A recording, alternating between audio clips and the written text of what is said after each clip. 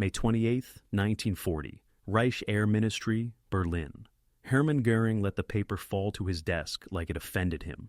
The report summarized President Roosevelt's latest request to Congress: scale American aircraft production to a staggering 50,000 planes a year. To Göring, it read like theater. He told his inner circle the Americans were bluffing, that they didn't understand real war industry, that car plants couldn't simply become airplane factories. Let them try, he sneered. They'll discover that wings and engines don't roll off a line like a steering column. What he didn't know was that a Danish-born factory legend in Detroit had already started proving him wrong.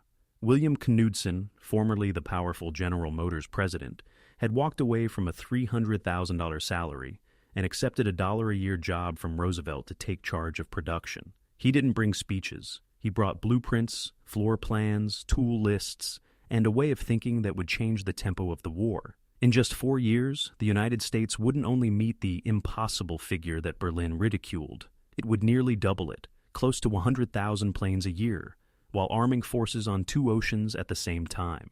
The statement that stirred German contempt had been delivered May 16, 1940, with German panzers ripping through France.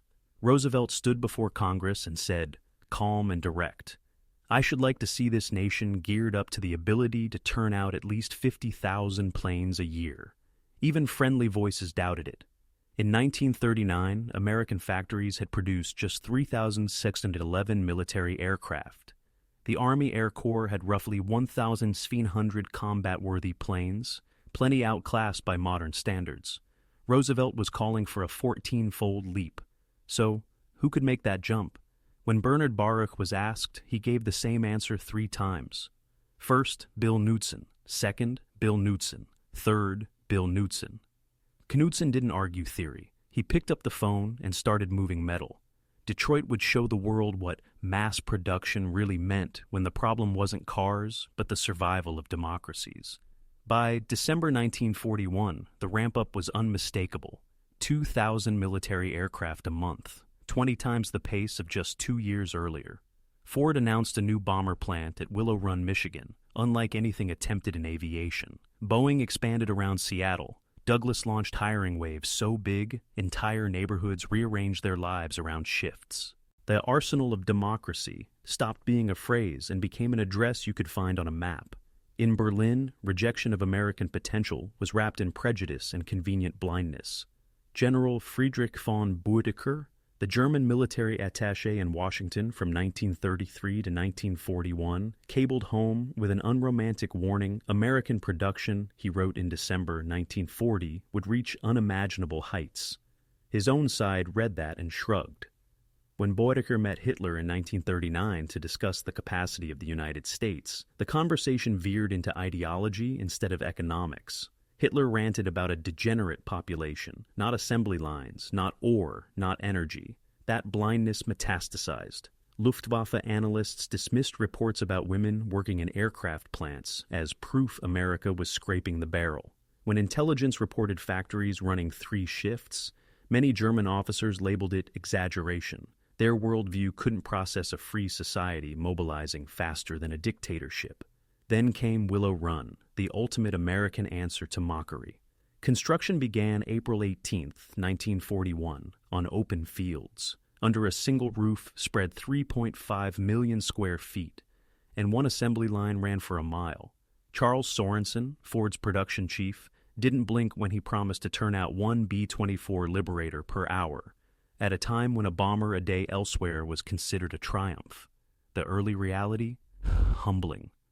The first finished aircraft in September 1942 needed to be practically rebuilt. Quality failures hit 50%. By February 1943, output was 56 planes a month when expectations were several times higher. Critics joked, "Will it run?" instead of Willow Run. But the engineers didn't fold. They broke a B-24 into 488-293 parts and rebuilt the process around sub-assemblies that could be mastered, repeated, and improved. They invented hydraulic riveting tools for speed and consistency. They standardized wiring harnesses. They put the airplane on a conveyor and made the line move. They swallowed 578 design changes in 1943 alone without seizing the machine. The numbers began to climb: 148 bombers in September, 365 by December. The breakthrough landed in April 1944, 428 B-24s in 1 month, one finished bomber every 63 minutes, 24 hours a day. One American factory outproducing the air industry of a nation at war. On the front lines, the first hint of what this meant hit German pilots over Tunisia. Major Johannes Steinhoff, leading JG-77, noticed in December 1942 that the Americans weren't flying like rookies anymore, and there were more of them every day. The lesson got louder in 1943. January 27th saw the first U.S. raid on Germany. 64 bombers went for Wilhelmshaven. By October, Black Thursday over Schweinfurt, the toll was brutal. 60 B-17s lost in a day. And yet, within 2 weeks, replacements filled the gaps. Mathematics had entered the cockpit. Big Week, February 20-25, 1944, turned the strategic calculus inside out. The 8th and 15th U.S. Air Forces launched 3,500 bomber sorties targeting the German aircraft industry. The Luftwaffe lost between 262 and 355 fighters, and worse, about 100 battle-hardened veterans whose skills couldn't be mass-produced. General Adolf Galland told Göring that Germany was losing those 200 fighters a month while building 1,000. America, building 2,500 a month and losing 400. Major Heinz Baer, a 220 victory ace, described a January 1944 mission near Brunswick, where the bomber stream ran from horizon to horizon, 700 flying fortresses and liberators, maybe more, while he had 8 fighters to throw at them. Hopeless, he said. By 1944, the American output was staggering. In that year alone, 96,270 airplanes rolled out, including 16,048 four-engine bombers, 35,743 fighters, and 22,591 multi-engine types. 1 year beat Germany's entire wartime total of roughly 94,177 aircraft. And the disparity wasn't just airframes. American bombers bristled with 1350 caliber machine guns and thousands of rounds. German interceptors often took off with partial ammunition loads. U.S. bombers had powered turrets, bomb sights, and navigation gear that worked in all weather. German fighters frequently fought with unreliable radios. In Seattle, Boeing Plant 2 reached a rhythm of 16 B-17s a day by May 1944. Douglas, once a firm with 68 employees in 1936, had grown to 167,000 workers spread across 9 facilities. North American Aviation pushed out 500 P-51 Mustangs a month. Lockheed built a P-38 Lightning every 90 minutes while implementing 2,627 combat-driven modifications without losing daylight. The tier of suppliers kept pace. General Motors built 57,058 aircraft engines under license. Packard turned out 55,523 Rolls-Royce Merlins. Alcoa's aluminum surged by 600%. Dow's magnesium went from 6 million pounds a year to 333 million. The numbers read like misprints until you remember what a nation can do when it chooses to move together. The workforce shattered Hitler's cartoon of America. In 1941, women were less than 1% of aircraft labor. By 1943, they were roughly 65%. 310,000 women in the airplane industry alone. At Douglas Long Beach, the ratio flipped. 22,380 of 41,600 were women. Rosie the Riveter wasn't just a poster. Rose Will Monroe at Willow Run drove 3,000 rivets a shift with 99.5% accuracy. Inspectors, many of them women, cut defect rates at Douglas from 3.2% to 0.3%. Ford redesigned tools to fit smaller hands and discovered that efficiency improved for everyone. Lighter air tools meant less fatigue, better positioning meant fewer injuries, and quality went up. German intelligence wrote this off as desperation and predicted the day women showed up, quality would collapse. The opposite happened. Wiring, instruments, inspection, detail work that decides whether a crew gets home got sharper. While America was scaling, Germany retreated into a nightmare of concrete and tunnel dust.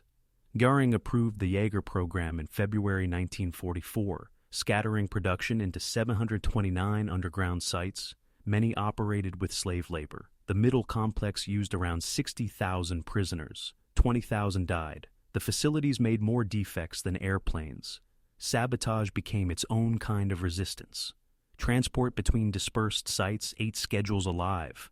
Quality control barely existed. The entire Mittelwerk output in a month struggled to match the engine totals coming out of a single Ford plant in Chicago. Meanwhile, the U.S. was leaping to modular production. Boeing split B-29 manufacture across 4 plants with parts that actually fit. No hand filing required. The B-29, pressurized, complex, and tagged at $65,000 each. Pack systems Germany couldn't stabilize, even in prototypes. By early 1945, 100 B-29s a month were coming off lines. June 6, 1944, made the industrial verdict unmistakable. D-Day saw 11,590 Allied aircraft over the beachhead and only 318 German sorties, more than a 36-to-1 advantage. That's not a tactic. That's a factory floor deciding a generation's fate. From January to May of that year, preparatory bombing dumped 145,000 tons on German targets, more than all the tonnage Germany ever dropped on Britain. Transport squadrons moved 3 airborne divisions in a single day, using more planes than Germany's transport fleet ever owned. By December, single raids counted 1,200 bombers escorted by 900 fighters. P-51 Mustangs reached Poland and still had the performance to fight, and there were so many that losing a dozen didn't change the equation. German pilots had a nickname for them, Indians, because they seemed to be everywhere at once.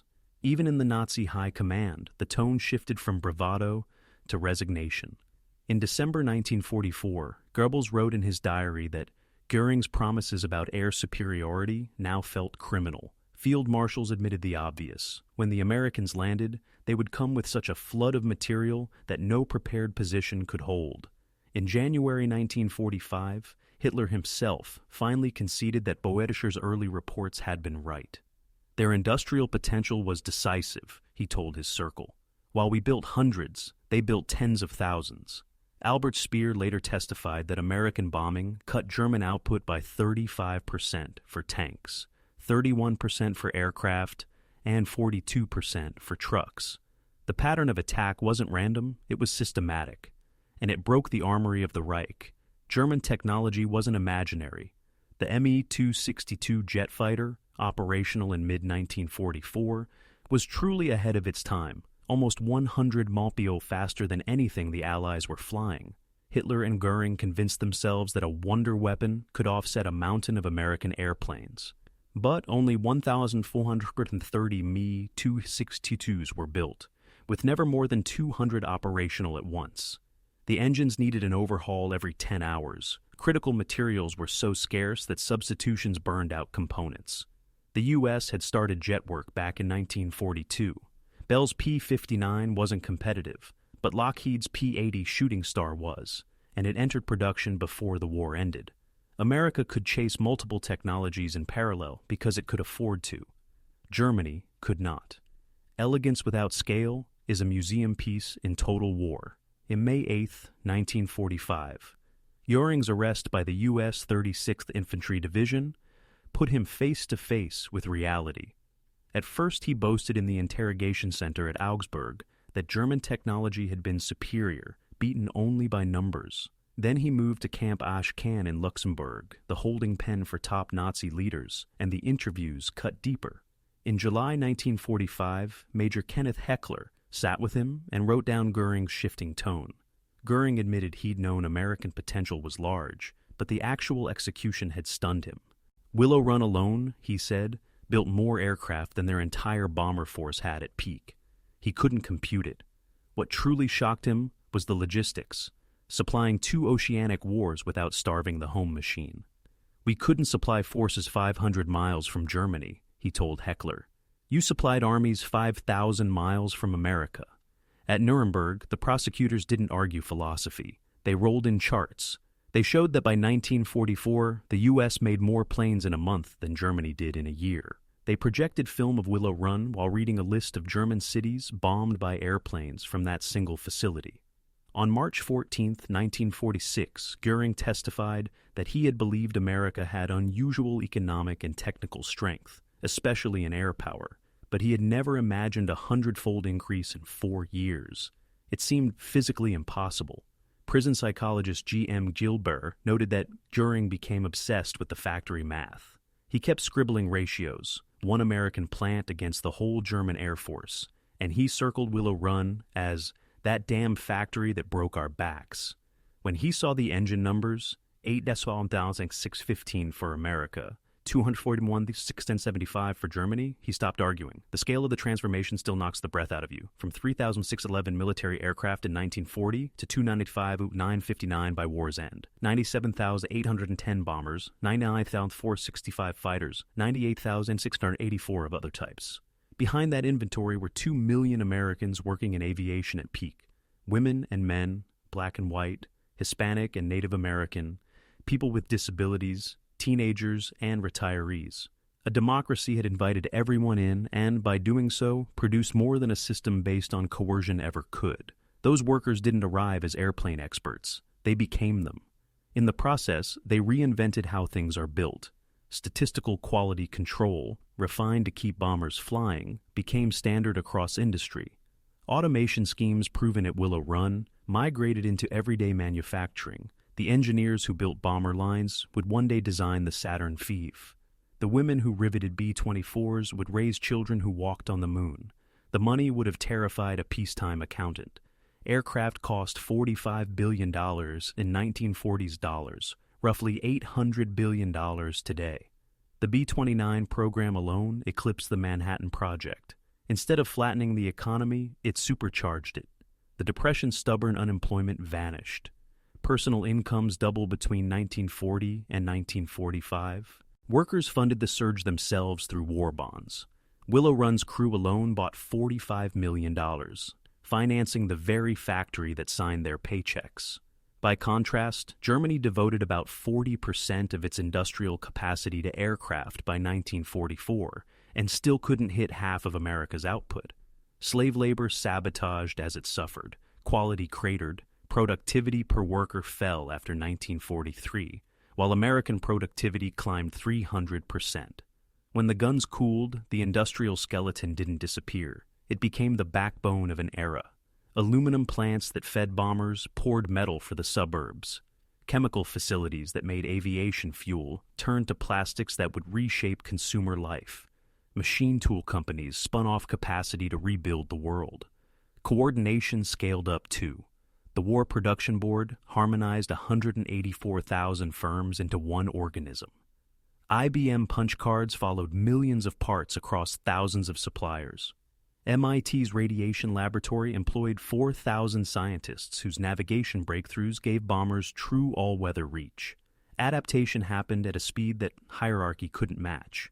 When combat showed B-17s were vulnerable to frontal attacks, Boeing added chin turrets in about 60 days. When the Pacific demanded longer range, Consolidated reshaped B-24 variants without halting production. German modifications took months or years. American changes took weeks. Feedback raced along a democratic wire. Pilots spoke to engineers updated lines, line workers flagged problems and sent ideas upstream. Underground workshops in Germany couldn't trade information like that, and they were terrified of the consequences if they tried. October 15th, 1946. Just hours before he was scheduled to die, Hermann Göring wrote a final letter. In it, he abandoned a lifetime of spin. America had won, he wrote, not because of better soldiers or daring tactics, but because its factories could do what his could not. The nation he mocked for consumer trinkets had smothered his war in aluminum and steel. To Gilbert, he added a last confession. We declared war on an industrial giant while it slept. When it awoke, we were doomed. They didn't just outproduce us, they reinvented production. He cheated the hangman that night, taking his own life. But in that act, he couldn't undo the verdict he himself had outlined. The marshal who laughed at the idea of 50,000 planes died, knowing one American factory alone erased that laughter. Military historians today call the American production miracle the decisive factor. Without it, D-Day does not happen. The strategic bombing campaign doesn't persist. The The Pacific grinds into stalemate. Richard Overy, writing the Air Wars ledger line, put it plainly. Outcomes weren't decided by passion or clever maneuvers as much as by tonnage, barrels, engines, and airframes. By 1944, the United States was making more military aircraft than the rest of the world combined, friend and foe alike.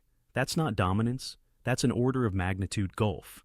Germany didn't just face defeat, it faced annihilation by arithmetic.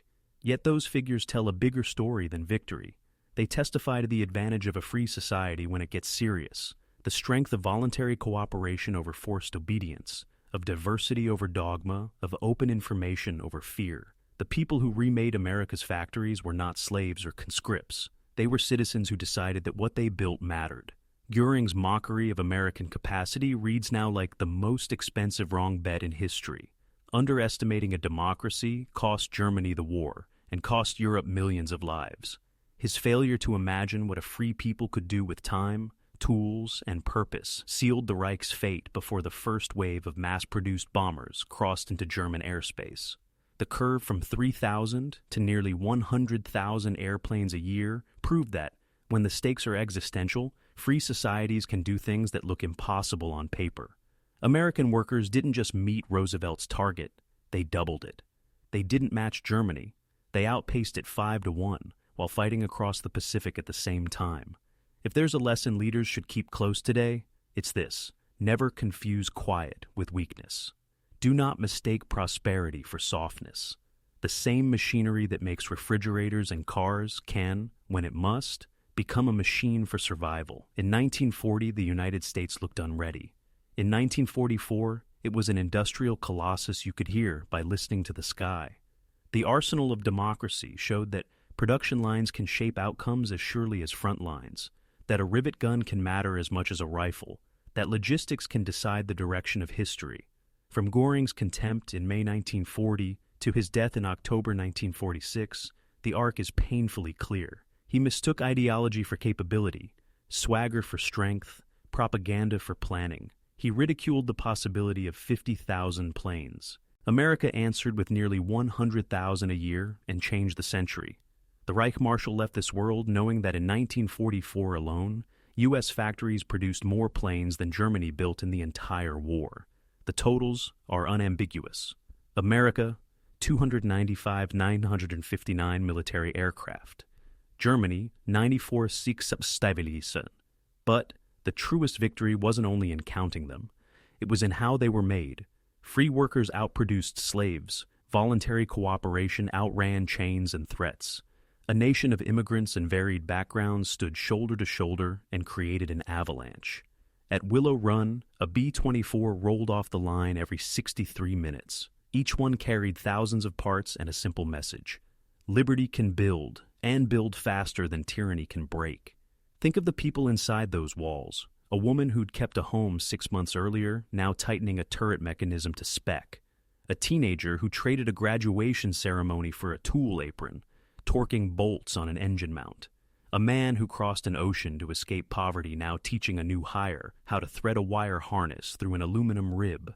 A black inspector with a micrometer and the authority to halt the line, because quality meant lives in the air. Together, they wrote an answer that autocrats still don't understand.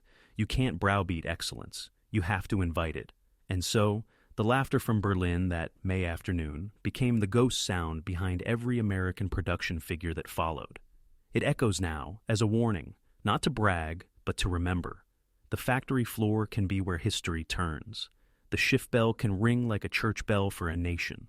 The tool cart can be a weapon of freedom. When a democracy chooses to move, to line up its resources, to call on everyone and mean it, everyone, there are very few problems it cannot outbuild. For, what if history, the counterfactual, writes itself? If Göring had taken Bodecher seriously, if Hitler had listened to numbers rather than fantasies, if Germany had read America correctly, would the Reich have chosen a different strategy before 1942? Would they have sought a short war or never provoked the giant? Those roads are closed. What's left is the map we have. On it, a $1-a-year immigrant executive helped tune an arsenal. On it, May 16, 1940 became less a boast and more a promise kept. On it, Willow Run, once a farm field, became a mile-long answer to a sneer. On it, June 6, 1944 looked less like a gamble and more like the bill come due. Hermann Göring mocked the idea of 50,000 planes. America replied in aluminum, steel, and gasoline. Hundreds of thousands of replies, and with each answer, the sky got louder until the war's outcome was no longer a riddle. That's the story of the production war. Not simply that the United States built more, but that it built better, faster, and together. And once that machine woke up, the rest of the story, Schweinfurt, Big Week, the long contrails over Normandy, was inevitable.